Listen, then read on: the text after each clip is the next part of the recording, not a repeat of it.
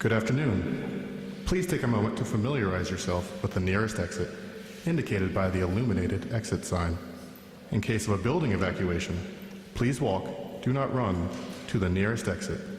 Also, please turn off all electronic devices. Thank you. Good afternoon, everyone. Good afternoon, everyone. In 1989, the American new wave band, the B-52s, released their album Cosmic Thing.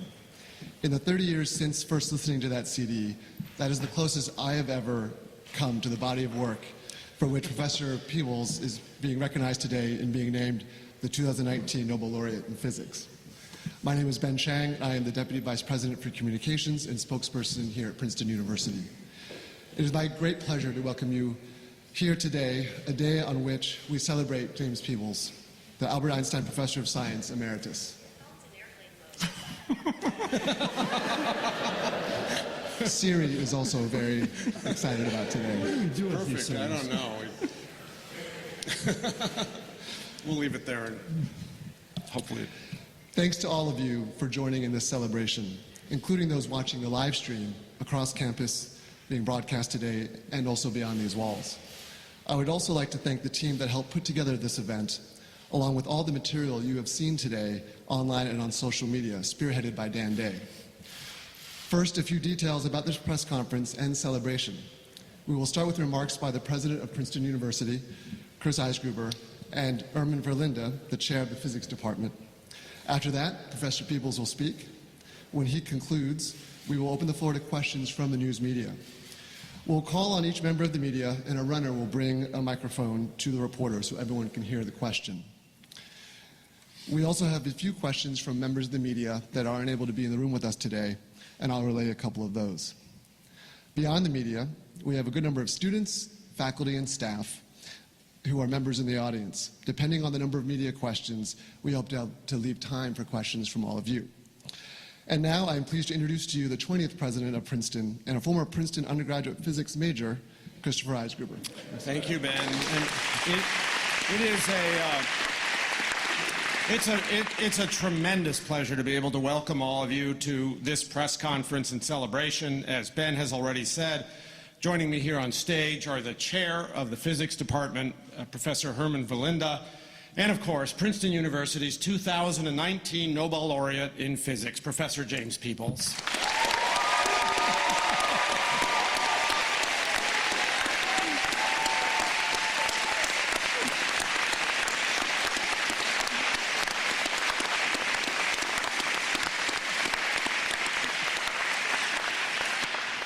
Today is a special day for the laureate, for his family and his countries. In this case, both Canada and the United States can beam proudly. It's also a wonderful day for the university community, the students, faculty, and staff who are at once honored, humbled, and just plain overjoyed to call Jim Peebles a teacher, a mentor, a colleague, and a friend. Jim Peebles is an extraordinary physicist, a man who has thought deeply and clearly about the structure of the universe. He exemplifies both Princeton's tradition of brilliant, path-breaking research in physics, cosmology, and gravitation, as well as this university's commitment to put its best scholars in the classroom. While searching the cosmos, Jim never lost focus on what was right in front of him, his students. I have to say I was one of those students back in my undergraduate days. And while he may technically be emeritus, Professor Peebles has not stopped. Building on the classics he previously authored, he has a new book coming out next June, Cosmology's Century, an Inside History of Our Understanding of the Universe, from Princeton University Press. And I understand the press was busily adjusting upward its projected sales this morning. The Royal Swedish Academy of Sciences said in its citation, James Peebles' insights into physical cosmology have enriched the entire field of research and laid a foundation for the transformation of cosmology over the last 50 years from speculation to science. His theoretical framework, developed since the mid-60s, is the basis of our contemporary ideas about the universe. The Academy went on to note, that his results showed us a universe in which just 5% of its content is known, the matter which constitutes stars, planets, trees, and us. The rest, 95%, is unknown dark matter and dark energy. This is a mystery and a challenge to modern physics. Professor Peebles' biography is now known to the world, so I will recite the details only briefly so that we can spend as much time as possible hearing from him. James Peebles is the university's Albert Einstein Professor of Science Emeritus and Professor of Physics Emeritus, as well as a graduate school alumnus of Princeton. Born on April 25, 1935 in Manitoba, Canada, he received his BS from the University of Manitoba in 1958 and earned his PhD in physics here at Princeton in 1962. He taught at the university for his entire career. After serving as an instructor and researcher in the early 1960s, he became an assistant professor in 1965, an associate professor in 1968, and a full professor in 1972. He transferred to emeritus status in 2000. Among his many honors, Peebles received the 2005 Crayford Prize, also from the Royal Swedish Academy of Sciences, with fellow Princeton astrophysicist James Gunn. During my own time as a physics major, Professor Peebles was a popular teacher and a fixture in the undergraduate program. I am among the many students who benefited from his superb instruction as well as his famous ice cream breaks. Halfway through class, Jim would take a break and we would all go to buy ice cream from the vending machines in Jadwin Hall's basement. If I remember correctly, Jim would sometimes continue the lecture with ice cream in one hand and chalk in the other. Though I am not aware of any empirical proof connecting ice cream to cosmological insight, I will stand by the hypothesis enthusiastically championed by scores of undergraduates that those breaks facilitated our learning. Let me now ask Professor Verlinda to say a few words, and we will then hear from this year's Nobel laureate, Jim Peebles. Herman. Okay. This is, of course, a great day for physics at Princeton, and actually a great day to be chair of physics at Princeton. And it's also a well-deserved recognition for a truly great scientist and colleagues, and it's hard to imagine a more well-deserved prize and a more gracious recipient. Jim, he's one of the true pioneers, one of the founding fathers of a whole branch of physics, now called theoretical cosmology, the field that led to the discovery and study of the Big Bang and the early history of our universe. Jim became a theoretical cosmologist long before it was popular, long before it was considered a serious quantitative branch of physics. When Jim entered the field, cosmology and more generally the study of Einstein's theory of general relativity was still in its infancy. Einstein's theory had been tested at the scale of our solar system, but its profound predictions about the history of our universe was not yet well developed and considered beyond the limits, and at the time was considered to be beyond the limits of our observations. Jim's work laid the foundations for almost all of modern investigations in cosmology and transformed physical cosmology from a highly speculative field into a respectable quantitative branch of physics, and one of the most successful scientific endeavors of this day, with new discoveries every year. With Bob Dickey and others, he predicted the cosmic microwave background, the visible signature of the Big Bang. He made major contributions to Big Bang nucleosynthesis, the process by which elements get formed during and after the Big Bang. He contributed to establishing the problem of dark matter and dark energy, and was the leading pioneer in the theory of cosmic structure formation in the 1970s. In the early 1980s, these three ideas pioneered by Jim gave rise to the formation of what is now called the standard Big Bang model of cosmology. So whenever someone wins a Nobel Prize, there are usually various institutions and universities that claim and that will say, he or she is ours. In this case, Jim is really ours. We're not sharing him with any others, except perhaps with Manitoba. He is a member of the Order of Manitoba. Thank you. And he, indeed, as Chris said, he left Manitoba in 1958 to complete his doctorate Rob Dickey, and he stayed here since then.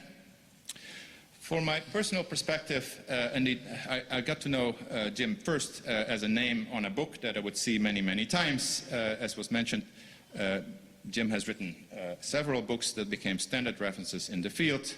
The book on physical cosmology is really a marvel of depth and insight, way ahead of its time.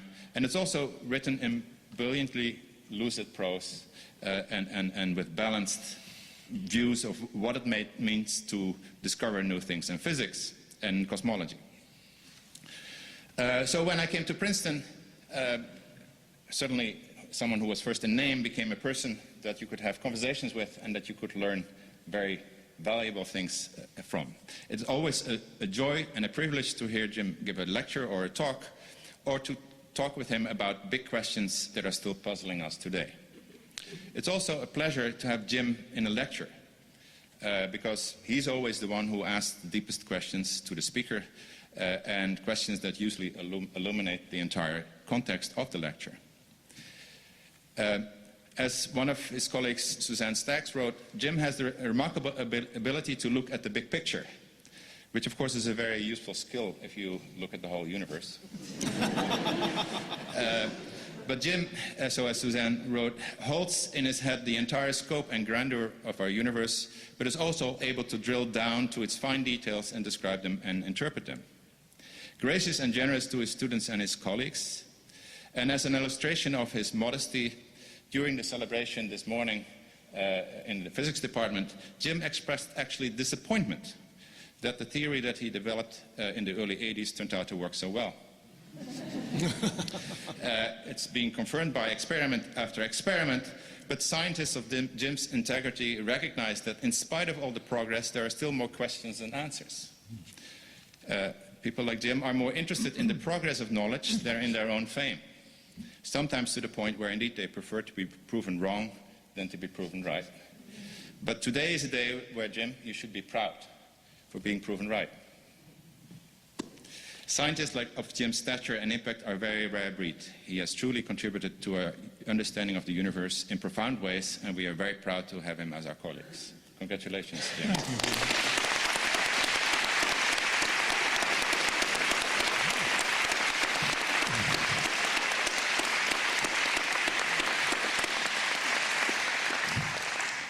Herman, I am proud. I'm really delighted, proud and delighted at the friendly reception I receive here, at the lining up of people when I arrived at the building in physics this morning. Just such a joy to see the recognition of work that so many have done that is so fascinating. I guess the best thing I can do is to tell you the story of my life in short. I arrived at the University of Manitoba with only a vague notion of what I wanted to do. I'm deeply indebted to the Department of Physics and its faculty and fellow students for showing me that I love physics. I'm in particular indebted to Ken Standing, a professor of physics there, about 10 years my senior, who had been a graduate student here at Princeton. He said, "You will go to Princeton for graduate study." It was not an advice, it was, "You will go." I had the great delight of seeing him just a couple of years ago. He had a great career in the University of Manitoba. I arrived here with dreams of doing particle theory. To my intense great fortune, I got diverted by the presence, the inspiration of Bob Dickey, Professor Robert Henry Dickey. The department is such a treasure trove of people who are doing wonderful things. He, a brilliant experimentalist, came out of the World War II, war research on radar and the like. He spent 10 years here at Princeton doing laboratory physics in what you might call quantum optics. Then he decided that gravity physics is too important not to be explored further than the old classical experiments. I arrived in 1958. He already had a large group going, doing research in gravity physics. Gravity operates on the scale of planets, so we studied them. It operates on the scale of galaxies. It operates on the scale of the universe. That's how we got into cosmology. That gravity research group, I'm so delighted to say, is still in operation, richly active, and by my count, in its 4th generation. When I started doing work in cosmology on the advice of Bob Dickey, 1964,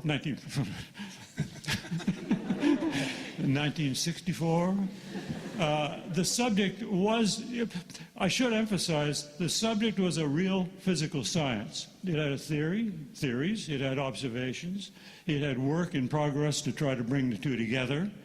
But the rate of progress was so minuscule and slow. That made me very reluctant to get into cosmology. Such a chancy subject.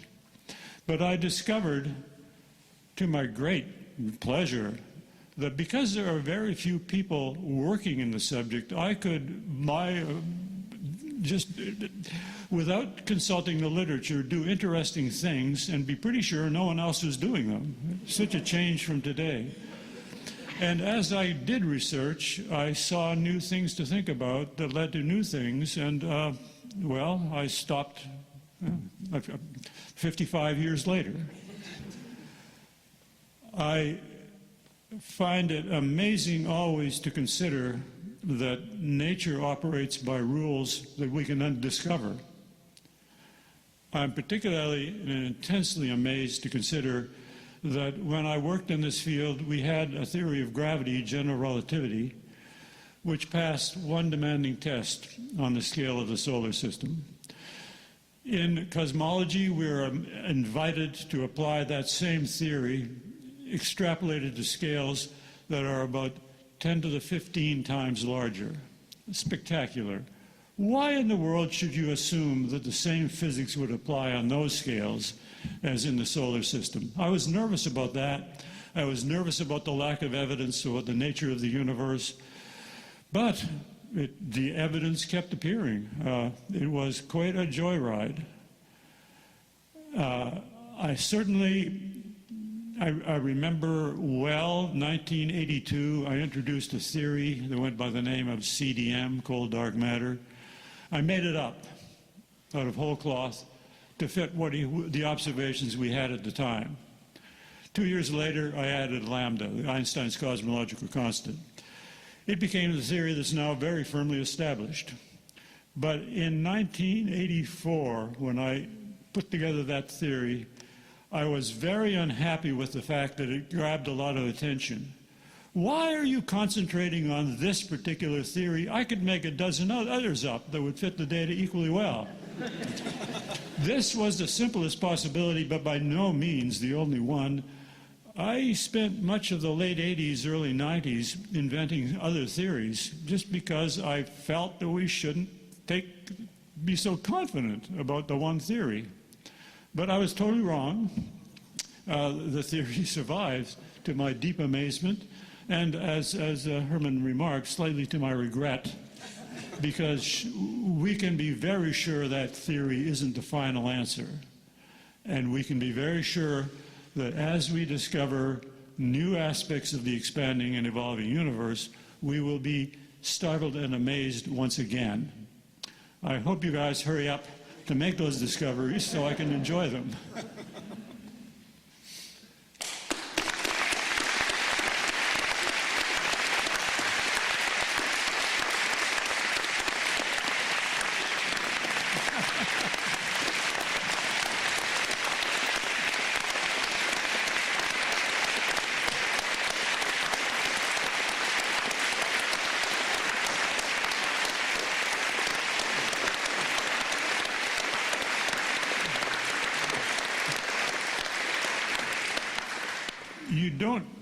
I don't think you can imagine how good this makes me feel.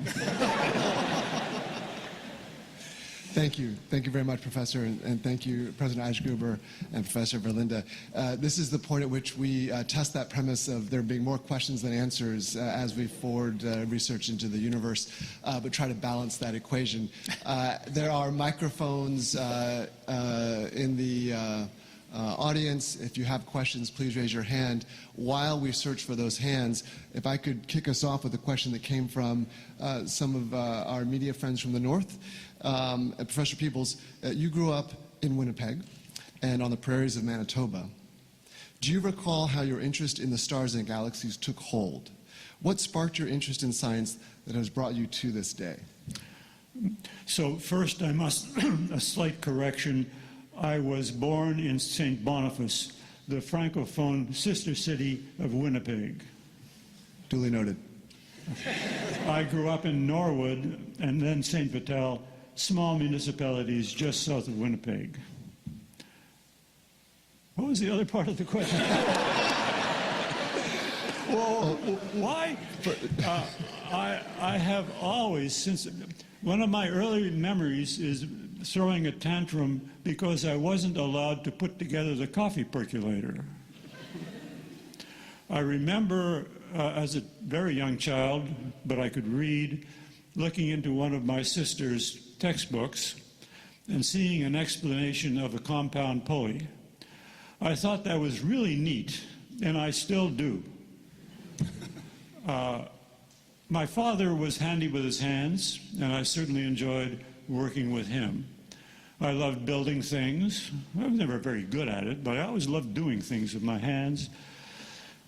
I simply like looking at the world around us and seeing, if possible, I might mention the clocks in our house were always at hazard. I loved to take things apart, couldn't get them back together. I love things, the way things work. Just, we are all built in different ways, and that's my build. Right, thank you. Questions?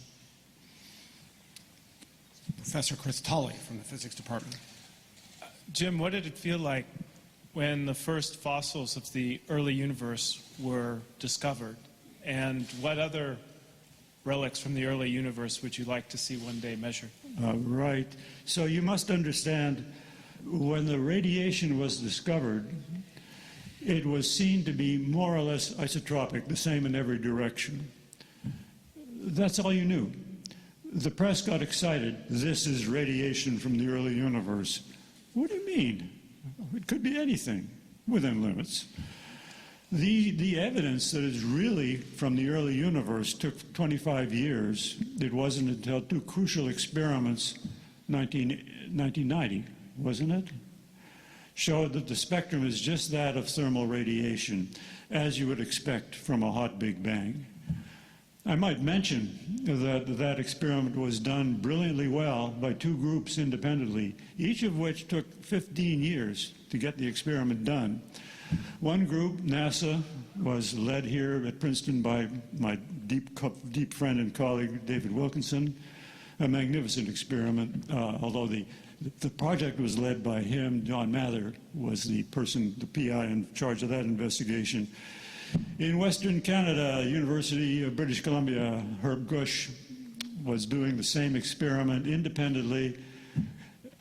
So moving to consider that they got the answer, it's thermal, within months of each other after 15 years' work. Wow. Again, what would I like to see now? Well, of course, there's that, the dark matter. Though not all agree, I think it's very clear. The dark matter is there. The evidence is so strong, well-checked, well-cross-checked, so consistent. So yes, there is a mysterious form of matter. We call it dark matter for better, well, it's just a word. We have a few constraints on its properties. We're dying to know what it might be. There are experiments in progress that are working very hard to find it, to detect it. It's really a tough game because since we don't know what it is, we don't know where to look. And so these experiments each must choose a direction, plow hard, work the devil out of it, and you don't know if you're looking in the right place.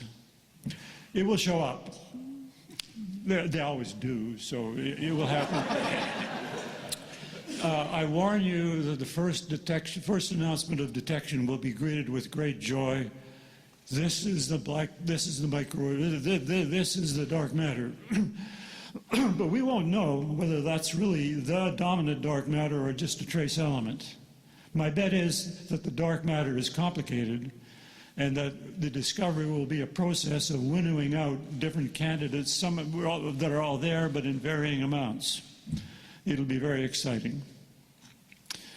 What we do about Einstein's cosmological constant is much deeper. It's totally enigmatic.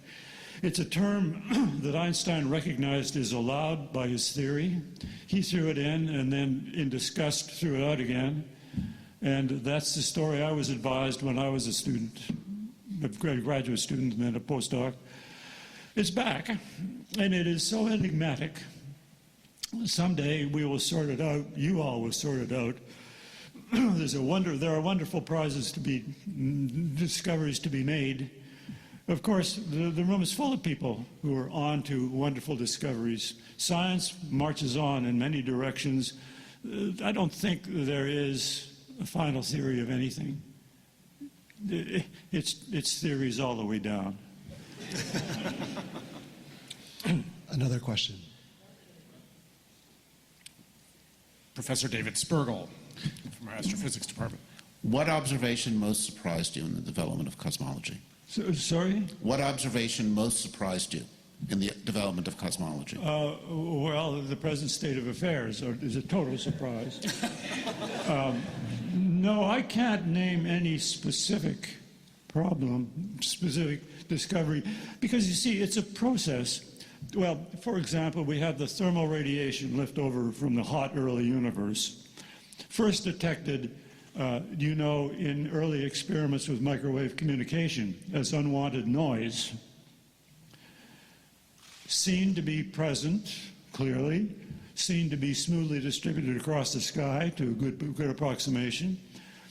A little hard to imagine how it could be produced by sources in the universe as it is now, but the universe is capable of surprising us, and it has before, will again, but that proved wrong. It was indeed a moving moment when we first learned that the spectrum is close to thermal, meaning it surely is a remnant from the hot early universe. I remember David Wilkinson drawing me aside as if he had a dirty postcard and showing me the data ahead of time. That was a memorable moment. David, I hope you won't mind my telling everyone that when you were in my course, you and your happy fellows wrote down all of my jokes and published them at the end of the year, meaning that the following year, when I was teaching the same course, I was very self-conscious about telling jokes. We're searching right now for the records of David's publication. Second edition. Notices will be going out to the alumni. Do we have another question from the audience? Excuse me. Just identify Jim, another Nobel laureate, Joe Taylor, and our former dean of the faculty, and invite questioners to identify themselves as they... Jim, you're being honored today for your work in cosmology, but you also wrote a book on quantum physics. I'm wondering what your view is about whether we'll ever manage to combine these things and have a theory that encompasses both. Yes, I taught quantum mechanics off and on for many years. That turned into a book, which I'm still very proud of. We have quantum mechanics, we have general relativity theory. They are both startlingly good at describing the world around us, yet they don't look compatible. What a wonderful challenge to the next generation. I have no ideas. Do we have another question from the audience?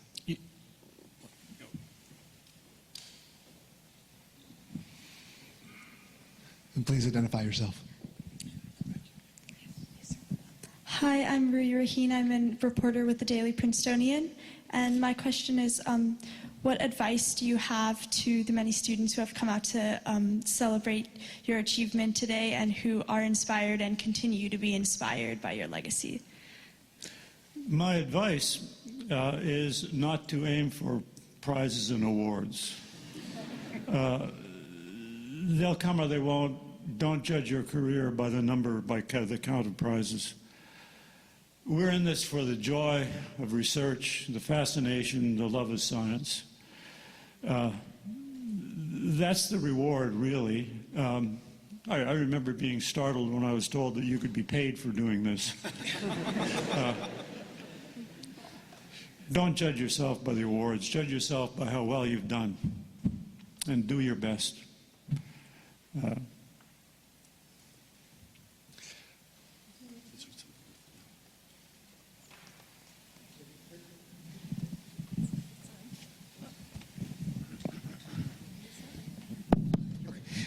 Jim, this is Vinod Gupta. I manage your computers. Can you tell us that when you say that 96% of the universe is invisible, you make accurate predictions based on 4%? Can you believe you? My hearing is not good. Would you stand, please, and speak slowly? I'm saying that you said that 96% of the universe is invisible, Yes. right? So you are making accurate predictions based on 4%, which is visible? So Can you make a prediction based on 4% of what we see? that is a fascinating question. Indeed, you are entitled to ask, if you can't tell me what most of the universe is made of, why should I pay any attention to your ideas? Of course, you pay attention, well, you should pay attention, because the ideas have been remarkably thoroughly tested by many experiments. The experiments postulate the presence of dark matter, dark energy. The dark matter just sits there. It's insulting, but there it is. The dark matter, did I say it right? The dark energy sits there. The dark matter acts like an ideal gas, collisionless. That gets by, that's enough for us to frame predictions that could be checked against theory, and the theory is passing them in great abundance. The tests are rich enough and well enough cross-checked to convince most of us that it's a persuasive case. The dark matter is there, and it acts roughly like an ideal gas that doesn't interact with anything else. That leaves lots of possibilities, of course, and it means there's a great discovery to be made.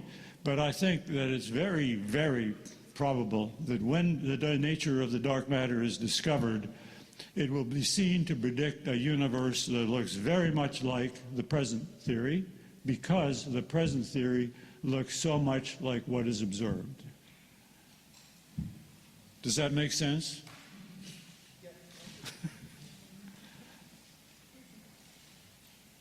Joe Connors with CBS. Do you have any exciting plans for the prize money? Wait, did you say primary? Prize money. CBS wants For the prize money. exciting plans for prize money. Oh. Much of it will go to charity. Some of it will go to charity.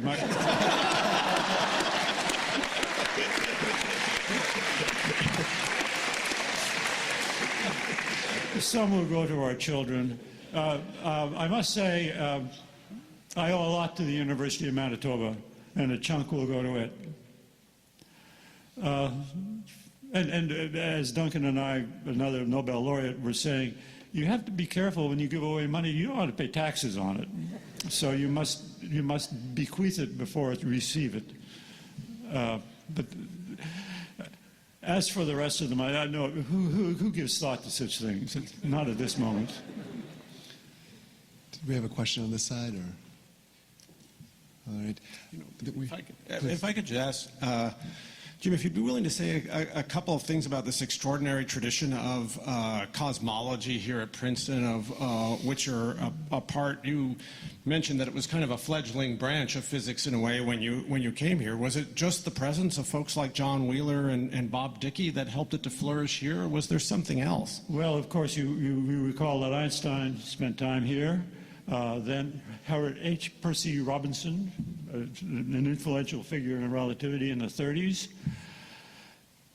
In the 50s, Before Wheeler and Dickey, no, I think cosmology, gravity physics was dead here, not studied. It was rather anomalous. It was always on the general examination, simple questions about general relativity, but it wasn't considered a real branch of interesting physics. It was old hat. It was those two, John Wheeler and Bob Dickey, who decided that gravity physics is too important to ignore, that you must approach it with new methods of observation and theory. They were both deeply influential. They didn't strongly interact. Wheeler accepted general relativity theory, and he worked with its implications to brilliant effect. Dickey felt, I think, insulted by the lack of evidence that general relativity theory is really a good approximation. They even had bets about the outcomes of tests. The university has its archives, and there are boxes, and in those boxes there are certificates signed with bets about this and that between the two of them. They, though, gave physics at Princeton its motivation, its tradition. We will do research in gravity physics, which I've emphasized is really thriving. It is extraordinary to look out at the next generation as well in these seats, as well as to be able to honor you here today. Can I perhaps posit one last question, Professor, picking up on that thread? We've heard from some of the community who are interested in knowing Princeton has a tradition of being a leading research university and a strong tradition of that being a teaching institution. Yes. Can you talk a minute about how your teaching and the classroom experience has impacted your research and vice versa? My teaching certainly has impacted my career. There is nothing, well, you know, remember the story, there's nothing to concentrate the mind like the prospect of being hanged. And right just below that is the prospect of being asked in class a question you can't answer because it's something you never bothered to think through. I have immensely profited from the fact that when I have to stand up before these students, brilliant people, I'd better know what I'm talking about. And that deeply increased my education of physics. The more I taught, the more I learned. I hope the students learned too, but I certainly did. And your colleagues did as well. Sorry? Your colleagues learned from you as well. And of course, knowing all that physics is a big aid to doing research in cosmology, because cosmology makes use of broad swaths of physics. The teaching was deeply important to my research through the years. Thank you. Thank you, Professor. Thank you, professors. Thank you, President Kaisgruber. And let me ask for another round of applause for our 2019 Nobel laureate, Jim Peebles.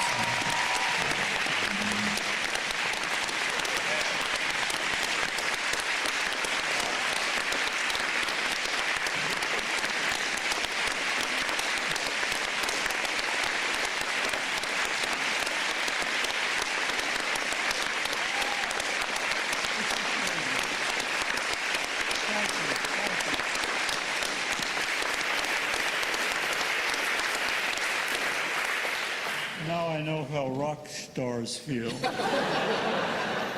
That concludes today's news conference and rock concert. We thank everyone for coming, and we invite you to join us for a reception and toast. We can't guarantee ice cream, at least this go around, beginning shortly in the Rockefeller Common Room, just a short walk away. Exit the auditorium, turn to your left, and follow the crowd. Thanks again, everyone.